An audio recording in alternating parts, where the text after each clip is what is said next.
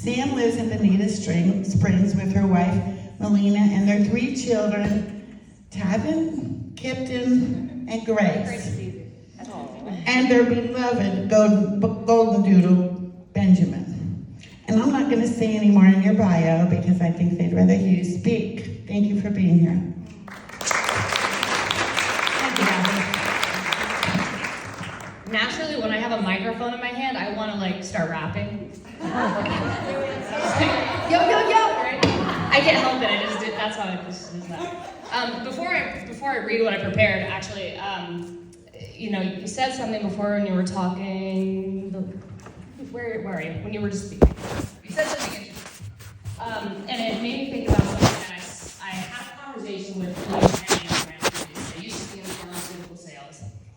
If I'm talking too fast, you guys can do this. I'm from outside of Philly. I talk very fast. I've heard that my whole life. But I was telling him that I was going to speak here today, and he said to me, Sam, it's really interesting that you guys are doing that because you're just going to go sit in a room with a bunch of people that are your competition, essentially. And I never thought about it that way, really. I don't think of it that way, and he's coming from a totally different industry, right? And I thought, I said this to him, it's really an interesting perspective that you have because to me, I'm coming to talk to a room of colleagues that are my teammates, really, because that's what this is in this industry is we have to work together to get things done. Yeah, and it's really cool to be with a bunch of women that you get to work with, right, that have been successful. So that's just a little thought I had prior to reading off a piece of paper too fast. So. Anyway, Kathy, thank you for having me today, and Julie for putting this together. So, you guys heard, I'm Samantha Corachana, and most people know me as Sam, or Sam Sells Bonita, which is what I go by. I work right off, I live on the Imperial River, you'll hear about that in a minute, but I work in Bonita primarily. If you're my mom, you probably refer to me as Samantha, which could mean I'm in really big trouble, or she's feeling affectionate, and like your daughters are here today, my mom's here too. She is one of the women in this room that's being celebrated, which is pretty cool.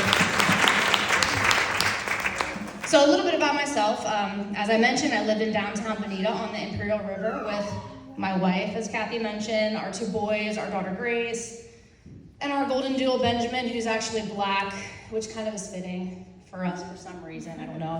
His hair matches mine. I don't know what it is, but we just fit.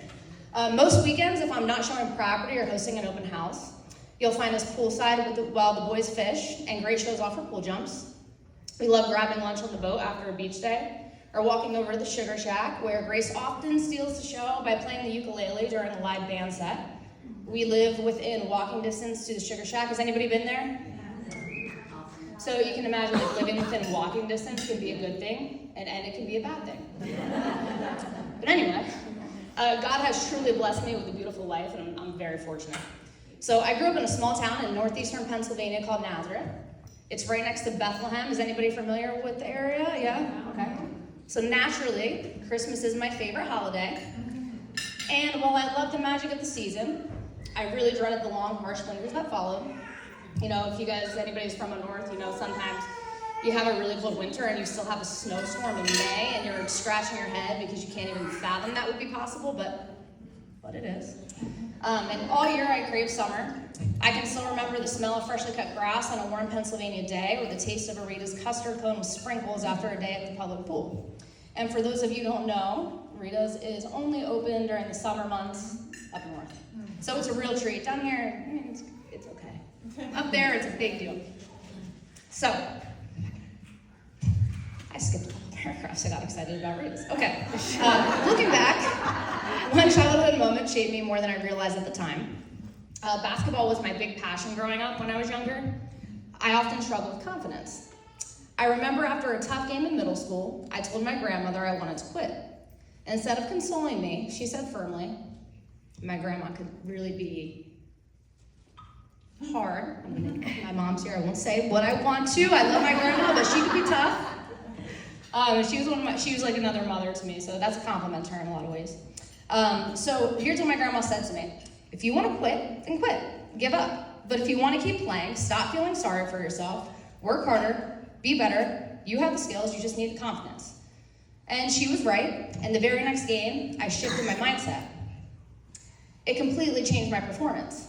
That year, I earned an All-Star award, and I played successfully until my interest shifted elsewhere. And that lesson about mindset and persistence has stayed with me to this day.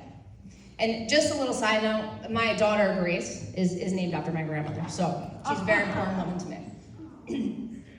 It wasn't until college my grandparents purchased a winter home in Naples that I realized living in warm weather year-round could be a reality. After graduating from Penn State, my family began transitioning to Southwest Florida full-time, and I soon followed. I often look back on the summer of 2014 as the start of my never-ending summer.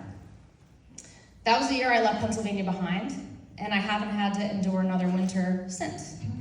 I have been back, but by choice, of course. When I was invited to share my story today, what led me here, and how I built success in real estate, I spent some time reflecting. The answer isn't just about my career path. It's about pivotal moments throughout my life that shaped my drive, my perspective, and ultimately, my definition of success. At 16, I earned my first job as a hostess at Red Robin. Has anybody been to Red Robin? Yeah. I know you all want to scream me out right now, right? Don't do it, I've heard it too many times. So for 2 years prior to turning 16, every time I dined at the local Red Robin, which we ate at very often, I asked to speak with the general manager, Paul, and told him I wanted to work for him the moment I turned 16. By the time I applied, he didn't even require an interview.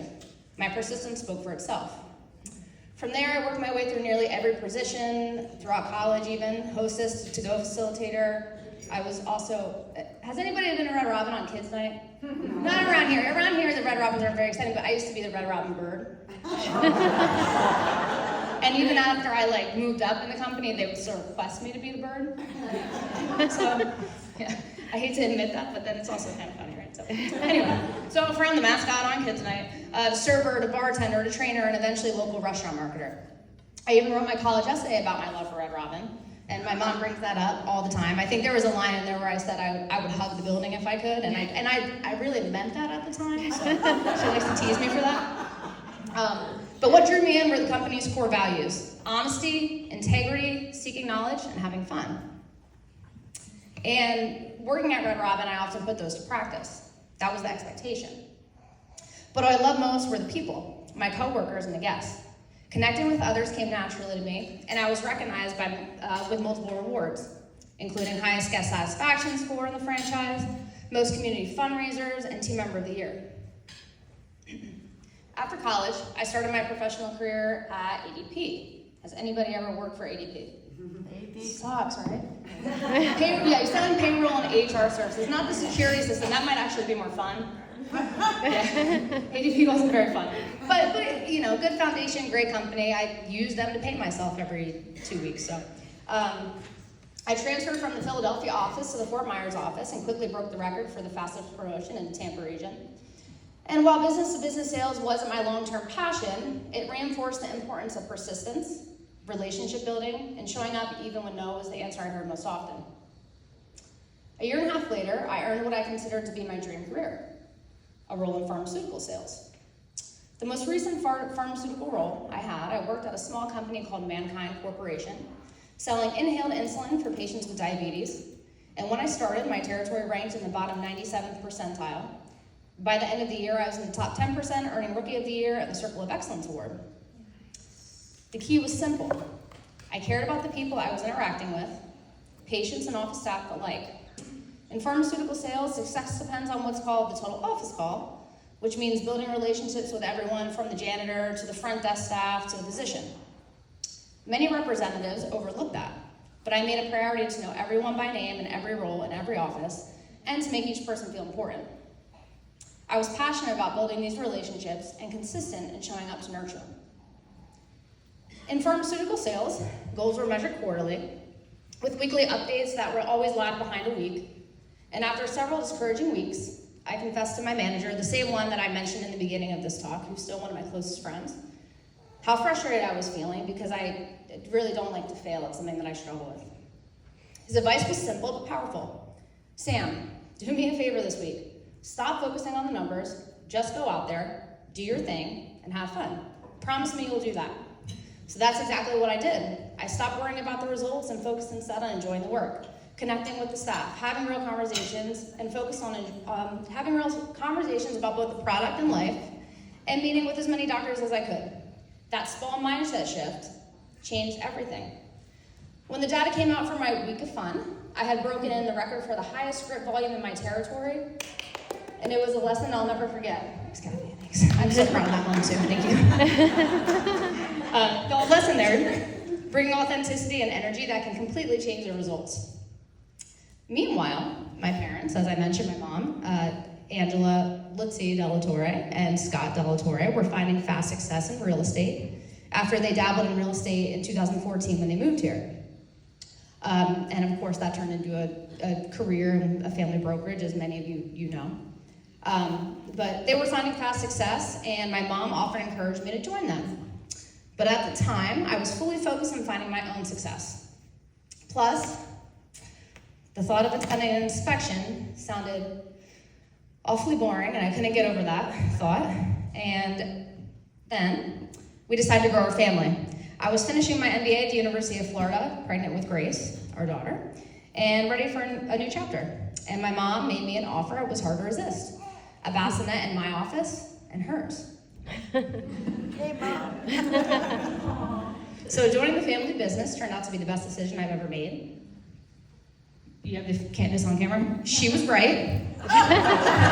Say it again. She was right.